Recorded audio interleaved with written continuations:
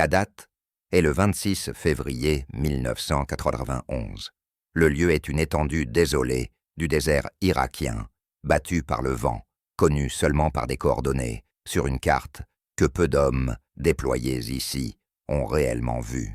Pour le reste du monde, c'est l'apogée de l'opération Desert Storm. Mais pour les équipages de chars de la division Tawakalna, de la garde républicaine irakienne, ce n'est rien d'autre que le bord du monde connu. Le temps est apocalyptique. Un chamel, une tempête de sable furieuse et aveuglante, s'est abattue sur le champ de bataille. La visibilité est tombée à moins de 1000 mètres et par endroits à moins de 50. Le ciel n'est ni bleu ni noir. C'est un mur étouffant, tourbillonnant de poussière, brune et grise, qui avale la lumière et le son. À l'intérieur de la tourelle, exiguë et étouffante, d'un char soviétique T-72M1, un commandant irakien nommé Ahmed plaque son visage contre l'œilleton en caoutchouc de son viseur optique. Il ne voit rien. Le monde extérieur est un vide. Ahmed n'est pas un conscrit. Il est membre de l'élite de la garde républicaine, l'épine dorsale d'acier, de la puissance militaire de Saddam Hussein. Il a combattu les Iraniens. Il connaît les rythmes de la guerre blindée. Il sait que les chars ne se battent pas par un temps pareil. La doctrine soviétique, le manuel selon lequel lui et sa division opèrent, est clair. Il faut se retrancher, établir une ligne défensive, attendre que le temps se dégage, pour que les télémètres optiques puissent calculer les distances. Dans ces conditions, les télémètres laser sont peu fiables et les viseurs thermiques rudimentaires, sur les rares véhicules qui en sont équipés, sont aveuglés par la poussière brûlante et la chaleur ambiante du sol désertique. Il est confiant. Son peloton de T-72 est positionné en parfaite posture défensive en hull-down. Les chars sont enterrés dans le sable, ne laissant dépasser que leurs tourelles lourdement blindées. Devant eux s'étend une zone de mise à mort parfaitement plate. Si les Américains arrivent, ils devront traverser un terrain à découvert. Ils seront visibles, ils seront vulnérables. Et le T-72, avec son énorme canon lisse de 120 mm, est un prédateur conçu pour tuer les blindés occidentaux. La radiogrésie de parasites et du bavardage nerveux des autres commandants le long de la ligne de Tawakalna. Ils attendent. Le rapport de renseignement disait que les forces de la coalition étaient hésitantes, effrayées par les lourdes pertes que la presse américaine prédisait. Ahmed regarde sa montre. C'est le milieu d'après-midi, mais on dirait le crépuscule. Puis, l'impossible se produit.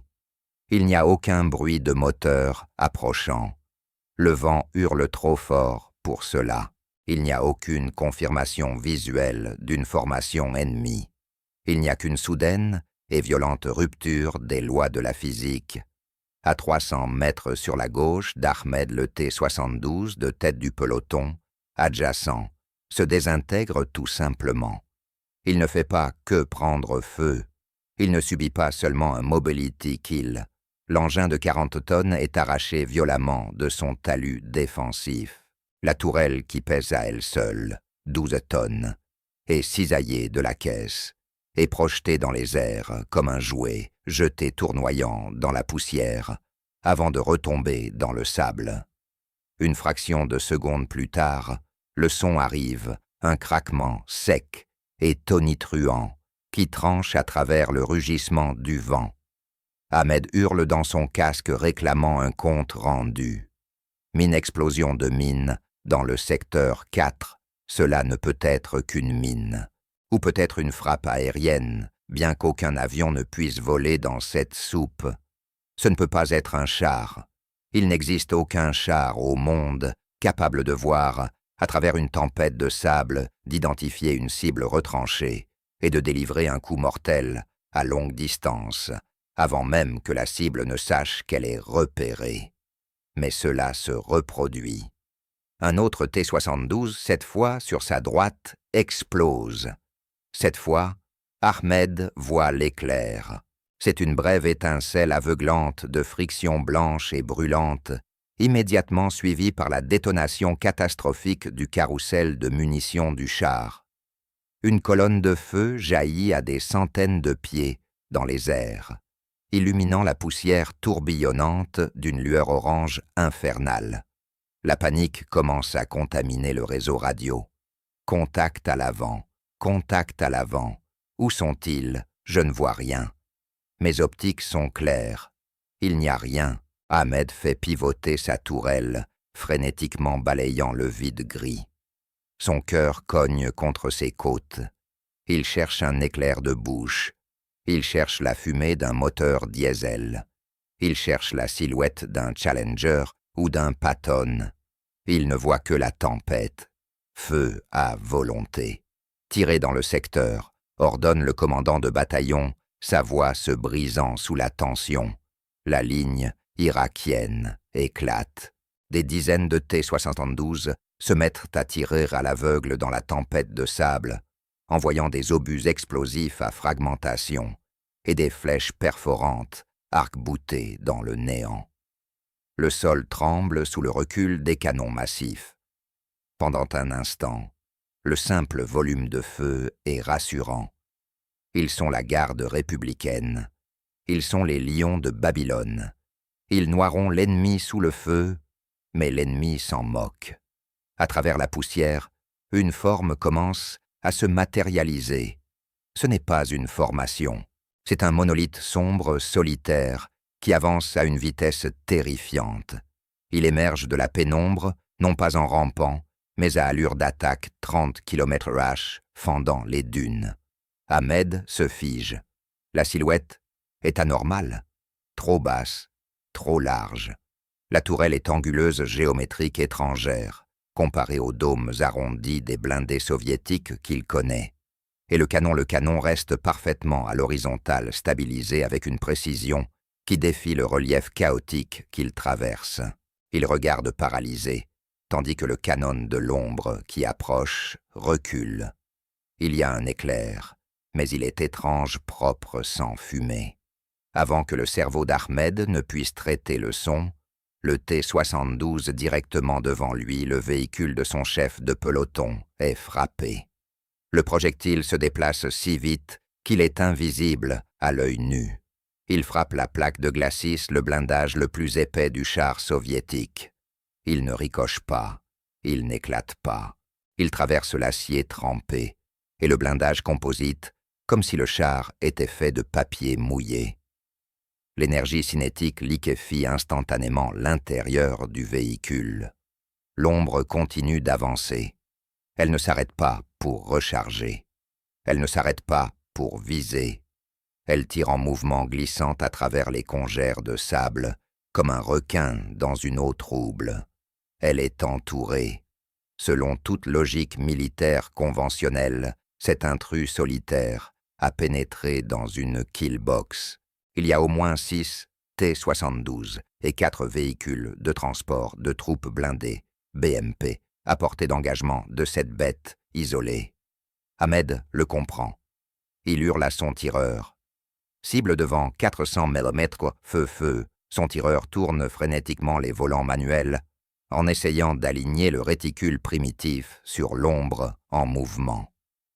L'automate de chargement claque en enfonçant un obus, sabot dans la culasse, du canon d'Ahmed. « Identifié !» crie le tireur. « Détruisez-le !» ordonne Ahmed. Le T-72 recule violemment sous l'effet du tir.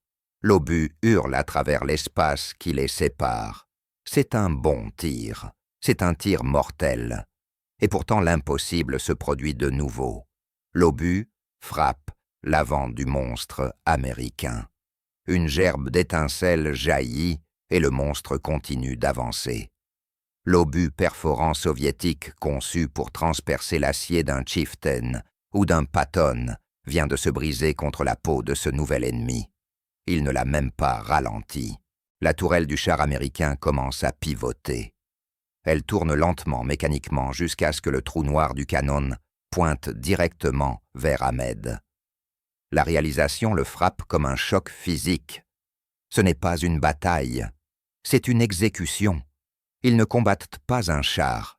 Ils affrontent un fantôme qui voit dans le noir, traverse les tempêtes et se moque de leurs armes les plus puissantes. Si vous voulez comprendre l'histoire cachée de la guerre froide et la technologie qui l'a façonnée, abonnez-vous. Nous analysons le classifié, le clandestin et le catastrophique. Les enjeux en cet après-midi poussiéreux de 1991 dépassent infiniment la survie de quelques équipages. Cet affrontement précis est le premier véritable test de la philosophie militaire soviétique face à la technologie occidentale depuis 40 ans. Pendant des décennies, l'Union soviétique a exporté sa doctrine et son matériel à travers le monde. Le T-72 est le marteau du pacte de Varsovie. Il est le bouclier du bloc de l'Est.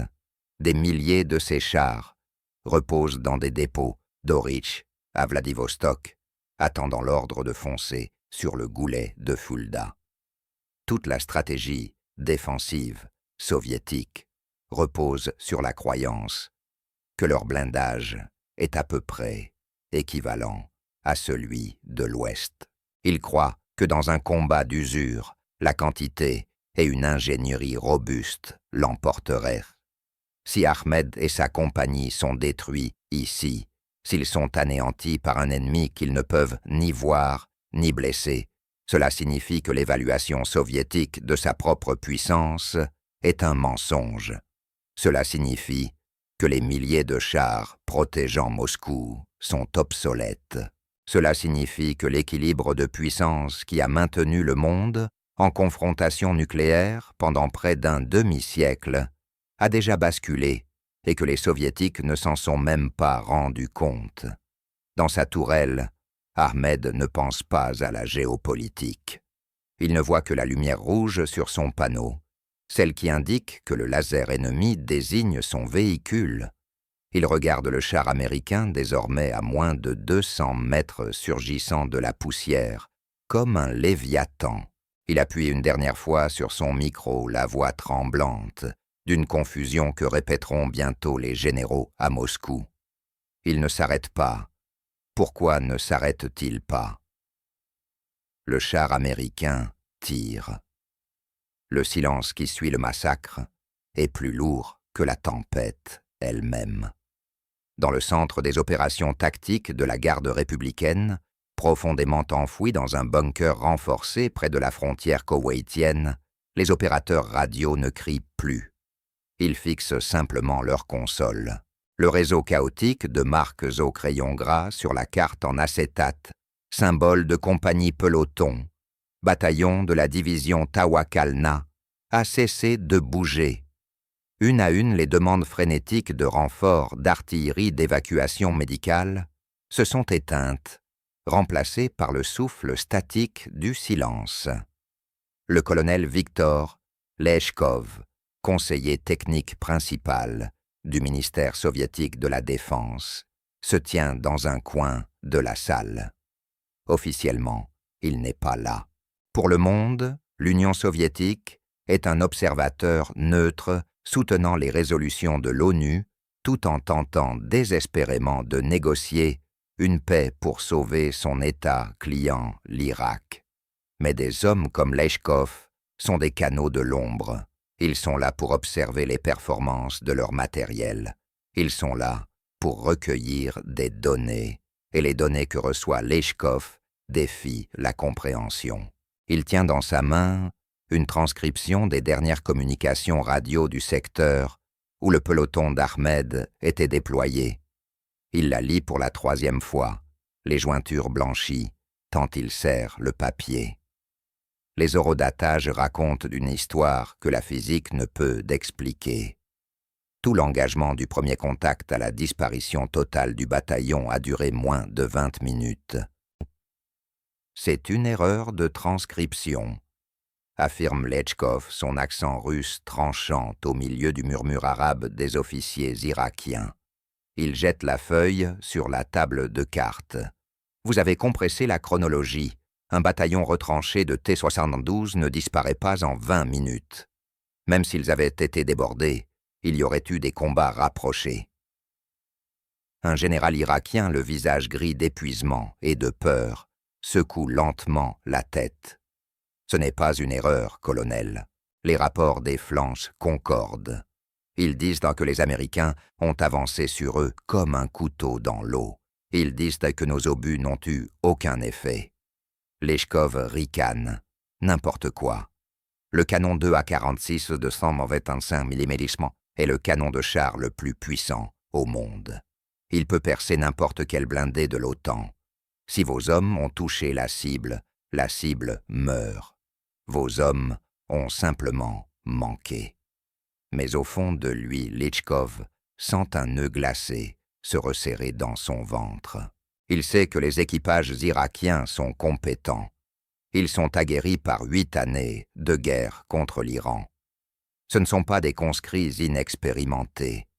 S'ils affirment qu'ils ont touché la cible, alors ils l'ont probablement touchée. Il exige de parler à un survivant. Des heures plus tard, une Jeep lutte contre la poussière, aveuglante, pour amener un jeune lieutenant au bunker. Il est bouleversé, son uniforme taché d'huile et de suie. C'est l'un des rares à avoir réussi à battre en retraite lorsque le moteur de son transport blindé BSMP s'est étouffé dans la poussière, les forçant à fuir à pied avant l'arrivée des monstres d'acier. Lechkov l'interroge par l'intermédiaire d'un traducteur. Décrivez l'ennemi. Était-ce une frappe aérienne? Un hélicoptère Apache. Aucun avion, murmure le lieutenant, les yeux écarquillés, fixant quelque chose que lui seul semble voir. C'était un char. Un seul char. Il est sorti de la tempête. Et vous avez tiré. Nous avons tiré. Mon commandant a tiré 2 obus sabots. Je les ai vus toucher. J'ai vu les étincelles. Le lieutenant déglutit, tremble puis, ajoute, et le char américain a tourné sa tourelle, et il l'a tué. Lechkov recule, allumant une cigarette avec des mains tremblantes. C'est le scénario cauchemardesque. C'est le croque-mitaine que le renseignement soviétique avait écarté depuis une décennie. Pendant des années, le GRU, le renseignement militaire soviétique, avait entendu des rumeurs sur un nouveau programme américain de blindage. Il connaissait l'Abrams, bien sûr. Le Maine et Abrams était en service depuis 1980, mais les premiers rapports indiquaient qu'il s'agissait d'un véhicule rapide, gourmand, en carburant, équipé d'un canon standard de 105 mm canon, que les Soviétiques savaient déjà vaincre. Ils avaient capturé des chars israéliens M160, dotés d'armes similaires. Ils avaient testé le blindage de leur T-72 contre ces obus. Ils étaient en sécurité, mais récemment, des murmures avaient filtré depuis les terrains d'essai américains. Des murmures sur une nouvelle variante, des murmures sur un matériau appelé uranium appauvri. Des murmures sur un système d'imagerie thermique capable de transformer la nuit en plein jour. Lechkov et ses collègues, à Moscou, avaient rejeté tout cela comme de la propagande des exagérations capitalistes. Aucun viseur thermique ne pouvait voir à travers une tempête de sable dense. Les lois de diffusion infrarouge rendaient cela impossible. Aucun blindage ne pouvait résister à un impact direct d'un canon de T-72 à courte portée. L'énergie cinétique seule suffirait à broyer la mécanique interne du véhicule. Pourtant, voici maintenant un témoin affirmant que les lois de la physique ont été suspendues. Au fil de la nuit, la légende de cette arme mystérieuse commence à se répandre dans les lignes irakiennes comme un virus. Les soldats dans les tranchées ne m'appellent pas à main Abrams. Ils commencent à l'appeler la mort murmurante ou la bête silencieuse. Des rapports arrivent d'autres secteurs. Ils sont hystériques, fragmentaires et terrifiants. L'un d'eux affirme qu'une colonne de chars T-55 irakiens aurait été engagée et détruite à une distance de 3500 mètres. Leshkov entoure le chiffre en rouge. 3500. C'est absurde. La portée efficace d'un canon de char est de 2000 mètres, peut-être 2500 mètres dans des conditions parfaites, sur un champ de tir. Toucher une cible mobile à plus de 3 km à travers une tempête de sable est statistiquement nul. Ils utilisent des missiles guidés laser, propose un officier irakien, pour tenter de rationaliser le carnage. Ils ont dû déployer un nouveau système de missiles anti-chars. Leshkov y réfléchit.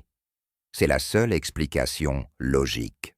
Les Américains doivent avoir saturé la zone avec des équipes d'infanterie portant des missiles filoguidés avancés. Ou peut-être un nouveau drone volant à basse altitude. Oui, dit Leshkov, s'accrochant à cette hypothèse. C'est un nouveau missile. Le châssis du char est un leurre. Ils l'utilisent pour attirer le feu, puis des équipes de missiles invisibles vous engagent depuis les flancs. Cela explique la portée, cela explique la précision. C'est un mensonge réconfortant. Il leur permet de croire que l'ennemi joue encore selon les règles de la guerre conventionnelle. Si c'est un missile, on peut le brouiller.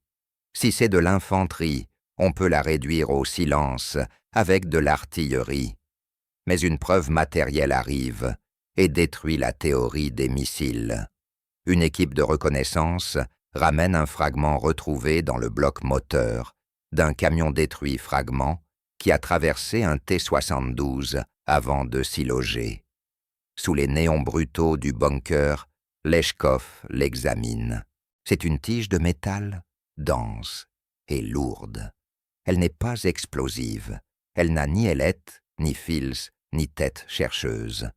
C'est une simple et brutale flèche de métal gris, argenté. Il la touche. Elle est encore chaude. Elle est incroyablement lourde pour sa taille. « Ce n'est pas un missile, » dit calmement Leshkov. « C'est un pénétrateur à énergie cinétique, une flèche. » Il comprend alors ce que cela signifie. Pour qu'une flèche voyage sur 3000 mètres et conserve assez d'énergie pour traverser un char puis un bloc moteur, elle doit avoir été tirée à des vitesses que les ingénieurs soviétiques jugeaient impossibles pour un canon de série. La confusion dans le bunker se transforme en paralysie. Si les Américains peuvent les atteindre depuis des distances où les Irakiens ne peuvent même pas les voir, et si leur blindage ne peut arrêter ces flèches, alors la tactique du retranchement est un suicide. « Que faisons-nous » demande le général irakien. « Nous replions-nous. Si vous vous repliez, ils vous tireront dans le dos, » répond Leshkov. « Vous ne pouvez pas les distancer. Les rapports disent qu'ils roulent à 40 km/h hors piste. » Les conseillers soviétiques se précipitent pour envoyer un câble chiffré à Moscou. Le message n'est pas un rapport. C'est un appel au secours technique, objet capacité inconnue du blindage américain. Urgent perte de 100% dans le secteur Tawakalna. Ennemi engage à portée, hors vue, en conditions de visibilité nulle. Blindage ennemi imperméable aux obus perforants de 125 mm. Suspect blindage, composite, inconnu. Suspect technologie, thermique, inconnue. Demande de directives immédiates pour contrer la variante Abrams lourdement blindée. La réponse de Moscou, lorsqu'elle arrive des heures plus tard, est inutile. C'est une fin de non-recevoir bureaucratique. Renseignement confirme vulnérabilité du M1 américain aux tirs latéraux et arrière. Réduire la distance. Utiliser des écrans de fumée, ne pas engager à longue portée. Leshkov froisse le message. Utiliser des écrans de fumée, grince-t-il. Nous sommes dans une tempête de sable. Le monde entier est un écran de fumée et ils peuvent encore nous voir. Ils tirent les mauvaises conclusions parce qu'ils posent les mauvaises questions. Ils demandent comment les Américains combattent. Ils devraient demander ce que les Américains ont construit. Ils pensent affronter un meilleur char. Ils ne se rendent pas compte qu'ils affrontent un changement fondamental dans la nature de la guerre. Ils croient que le mystère est une arme spécifique, un canon meilleur, une plaque d'acier plus épaisse. Ils cherchent une explication unique, une balle magique, à copier ou contrer. Mais alors que le soleil commence à se coucher, le 26 février, et que la tempête continue de faire rage, l'horreur véritable se révèle. La force américaine n'est pas quelque char de reconnaissance. Le char unique, vu par le lieutenant, n'était pas un loup solitaire. C'était la pointe d'une lance. Le sol se met à vibrer non pas sous les tirs d'artillerie, mais sous le ronronnement synchronisé de centaines de turbines à gaz. Leshkov regarde la carte. Les marqueurs rouges de la garde républicaine ont disparu. À leur place, l'officier du renseignement pose une seule grande flèche bleue. « Ils ne s'arrêtent pas, dit-il. Ils ont brisé la ligne, ils sont derrière nous. » L'enquête est terminée. Le massacre est sur le point de devenir opérationnel, tandis que le colonel Leshkov et les généraux irakiens fixaient des cartes dans un bunker, tentant de rationaliser la boucherie comme un dysfonctionnement ou un fantôme. La réponse à leur confusion se trouvait tranquillement dans un centre de recherche classifié à Fort Belvoir, en Virginie, et dans une vaste chaîne de production à Lima, dans l'Ohio. L'enquête soviétique avait échoué parce qu'elle partait du principe que le champ de bataille était équitable. Il supposait que char contre char était un duel d'acier contre acier, un combat de boxe entre poids lourds. Mais les Américains ne s'étaient pas préparés pour un match de boxe. Depuis 15 ans, secrètement et obsessionnellement, ils construisaient une machine conçue pour arrêter de jouer selon les règles du jeu, pour comprendre pourquoi ce char unique dans le désert pouvait survivre à un impact direct et disparaître ensuite dans la poussière. Il faut remonter aux années 1970. Après la guerre du Kippour, en 1973, les stratèges américains étaient terrifiés. Ils avaient en vue des missiles anti-chars, fournis par l'Union soviétique, décimer les chars israéliens M60. Ils avaient réalisé que l'ère du blindage en acier conventionnel touchait à sa fin. L'acier était trop lourd pour fabriquer un char suffisamment épais pour arrêter les armes modernes. Il pèserait 80 tonnes trop lourd pour les ponts, trop lent pour le combat. La solution soviétique fut de rendre leurs chars plus petits, plus bas et plus légers. Ainsi naquit le T-72 exigu. La solution américaine, elle fut de changer la physique même des matériaux. Au cœur des programmes spéciaux classifiés du Pentagone, un partenariat fut formé avec des chercheurs britanniques ayant découvert un nouveau type de blindage composite nommé Burlington ou Shobham. Mais les Américains allèrent plus loin. Au milieu des années 1980, sous un secret total, ils commencèrent à moderniser le MUN Abrams avec un matériau dont les Soviétiques disposaient en abondance, mais qu'ils n'auraient jamais pensé utiliser pour un blindage l'uranium appauvri. Sous-produit de l'industrie nucléaire, il est extrêmement dense, presque 2 fois et demi plus dense que l'acier. Les ingénieurs américains trouvèrent le moyen d'emprisonner un réseau de ce métal ultra dense à l'intérieur des couches d'acier et de céramique des joues de tourelle du char. Ce fut la variante PM-1 Heavy Armor. À l'œil nu, elle ressemblait exactement au char standard, mais pour un projectile soviétique entrant, elle était une muraille d'une densité impossible. Lorsque le tireur d'Ahmed avait tiré son obus de 125 millimètres dans la première partie, le pénétrateur soviétique n'avait pas frappé de l'acier ordinaire. Il avait percuté une matière si dense qu'elle avait brisé la structure moléculaire du projectile à l'impact. L'énergie cinétique qui aurait dû tuer l'équipage américain avait été absorbée et dissipée à travers les couches composites complexes. L'équipage n'avait pas survécu par chance. Il se trouvait dans un coffre-fort bancaire conçu pour résister à des conditions physiques que les Soviétiques n'avaient même pas encore modélisées. Mais le blindage n'explique que pourquoi ils n'étaient pas morts. Il n'explique pas le massacre. Il n'explique pas comment ils pouvaient voir à travers une tempête de sable aveuglante qui transformait le monde en mur opaque de poussière. La réponse se trouvait dans le doghouse, le capteur vitré en forme de boîte situé sur le côté droit de la tourelle de l'Abrams. Alors que les T-72 soviétiques contiennent sur des projecteurs infrarouges actifs, l'équivalent de braquer une lampe torche dans le brouillard, où la lumière rebondit et vous aveugle, les Américains avaient perfectionné le système d'imagerie thermique, ou TIS. Le TIS ne voyait pas la lumière.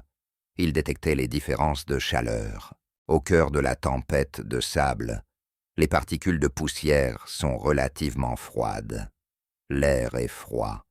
Mais le moteur d'un T-72 soviétique peinant contre le vent rayonne à des centaines de degrés.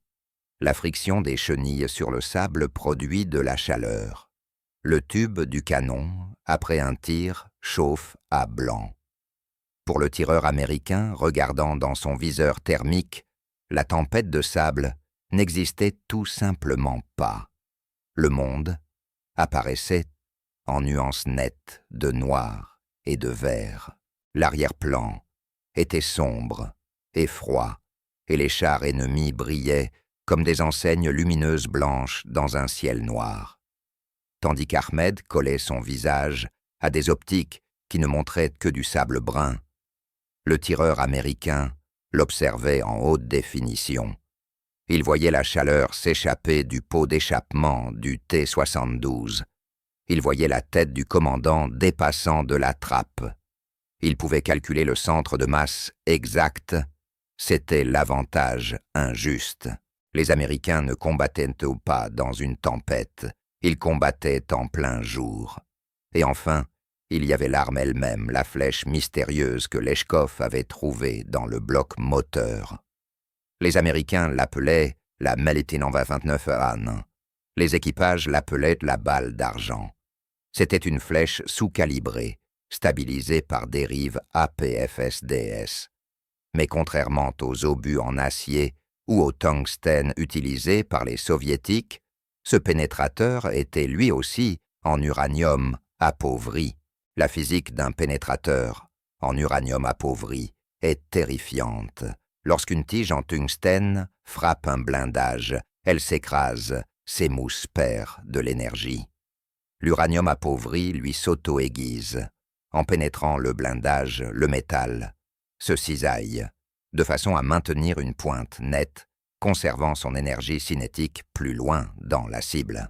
De plus, l'uranium appauvri est pyrophorique lorsqu'il traverse un blindage à grande vitesse. La chaleur et la friction enflamment la poussière métallique qu'il crée.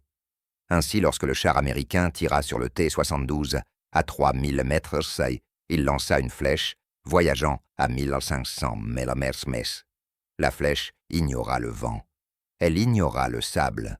Elle frappa le T-72, traversa la plaque de glacis comme une aiguille à travers du tissu, puis aspergea l'intérieur du char de métal, fondu brûlant. Le carburant s'enflamma. Le carrousel de munitions exposé directement sous la tourelle explosa. L'événement impossible de la première partie n'était que la combinaison parfaite de 3 technologies, blindage lourd vision thermique et balles d'argent.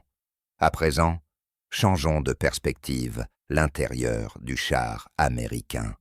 Indicatif, Eagle 6. L'atmosphère n'a rien de paniqué.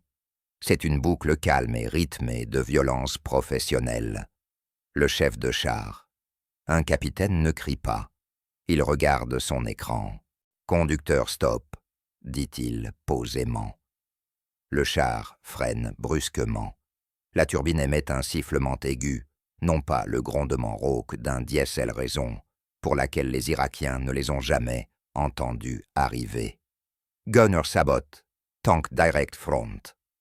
Le tireur, plongé dans le monde thermique, aperçoit le fantôme blanc, incandescent, d'un T-72 à 1700 mètres. Le télémètre laser pulse. L'ordinateur balistique calcule en une fraction de seconde le vent, la température, la pression atmosphérique et la chute de l'obus. « Identifié », dit le tireur. « Fire on the way ». La détente est pressée. La culasse recule. L'odeur de propergol emplit l'habitacle. « Cible détruite », déclare le commandant sans émotion. « Conducteur avancé. Balayé à droite. » Ils sont en infériorité numérique. Ils sont encerclés par une division entière de la garde républicaine. Mais dans l'obscurité de la tempête, le nombre n'a aucune importance. Les T-72 sont des hommes aveugles agitant des massues dans une pièce sombre. L'Abrams, américain, est un tireur d'élite équipé de lunettes de vision nocturne, immobile dans un coin. Le mystère est résolu, mais l'histoire ne s'arrête pas là, car les Soviétiques et les Irakiens vont sortir de leur confusion et affronter la réalité. Voici ce qui arrive lorsqu'un régiment entier de cavalerie blindée, équipé de cette technologie, fonce sur eux à pleine vitesse. La phase d'enquête est terminée. Le choc est sur le point d'être administré. La tempête de sable commence enfin à se dissiper en fin d'après-midi. Le mur étouffant de poussière s'éclaircit, passant d'un rideau opaque à une brume flottante. Pour les commandants irakiens de la division Tawakalna, cela aurait dû être un moment de soulagement. La visibilité signifiait qu'ils pouvaient enfin utiliser leurs optiques, coordonner leur défense, et que le fantôme qui les abattait dans l'ombre serait exposé à la lumière du jour et aux canons masqués de leur bataillon. Le colonel Leshkov, surveillant la situation depuis l'arrière via une liaison sécurisée, s'attendait à une contre-attaque.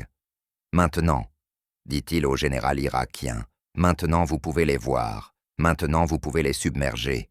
Ils doivent être à court de carburant, ils se sont trop avancés. » Mais lorsque l'air se dégagea, le fantôme prit forme, et la vision glaça le cœur de tous les hommes, regardant à travers un périscope. Ce n'était pas un char, ce n'était pas une patrouille. S'étendant sur l'horizon, émergeant de la poussière, mourante, comme une ligne de bêtes préhistoriques, se trouvait l'intégralité du 2e régiment de cavalerie blindée de l'armée américaine. Ils étaient parfaitement espacés. Leurs tourelles balayaient en cadence, et ils avançaient avec une impulsion redoutable et implacable. Le char solitaire du début n'était que l'élément de tête d'un tsunami d'acier. La réalisation frappa les conseillers soviétiques dans le bunker comme un coup physique. C'était le moment de choc qu'ils redoutaient depuis 1945. Ils n'affrontèrent pas un adversaire de même niveau. Ils affrontèrent une espèce supérieure. La bataille, qui suivit connue dans l'histoire, sous le nom de bataille de 73 Hastings, ne fut pas une bataille, ce fut une démolition. La réaction irakienne fut désespérée et courageuse, mais complètement futile. Quand les Abrams américains franchirent les crêtes, les T-72 ouvrirent le feu. C'est à cet instant que l'enquête soviétique de la 2e partie atteignit sa conclusion horrifiante. Leshkov regardait les rapports affluer. Cible touchée, sans effet. Cible touchée, sans effet. Les équipages irakiens obtenaient des coups directs. Ils faisaient tout correctement. Selon les manuels soviétiques, Ils avaient attendu que les Américains soient à moins de 2,5 mètres. Ils avaient tiré leurs meilleurs obus perforants cinétiques, mais les chars américains ne s'arrêtaient pas. Ils n'explosaient pas. Ils traversaient simplement le feu. Les obus soviétiques éclataient contre les joues de tourelles en uranium appauvri de l'Abrams, ne laissant que des traces grises sur la peinture.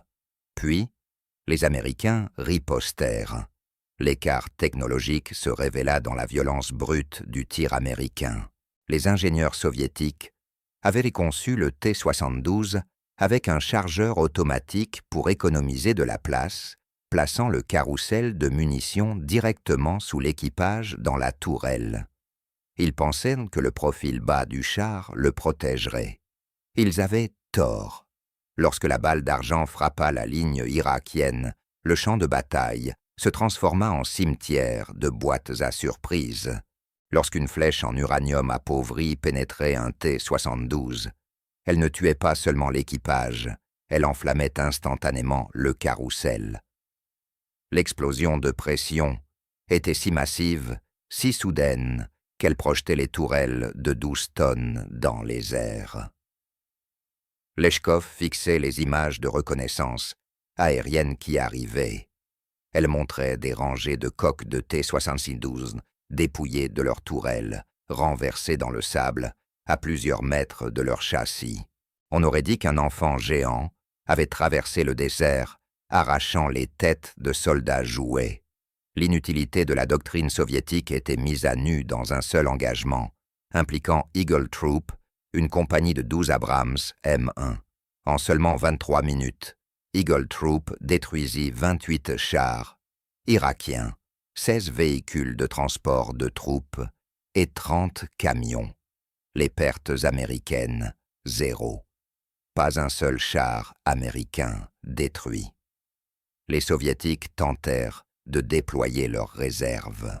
Ils tentèrent d'envoyer leurs véhicules de combat BMP-2 pour déborder les Américains, espérant que leurs canons rapides pourraient endommager les chenilles ou l'arrière des Abrams. C'était une mission suicide. Les Abrams, équipés de calculateurs de tir numérique, avançaient, engagèrent des cibles tout en avançant à 30 km/h sur un terrain accidenté. Ils pivotèrent, leurs tourelles, tirèrent et touchèrent des BMP en mouvement à 2000 mm. La philosophie militaire soviétique reposait sur l'esprit offensif, l'idée qu'un mouvement agressif et des masses d'unités pouvaient submerger un ennemi technologiquement supérieur. Mais à 73, Hastings, la masse n'était que plus de cible. La nuit tomba et l'horizon s'illumina des carcasses brûlantes de la division Tawakalna. Le mystère du char Nakon indestructible avait été résolu.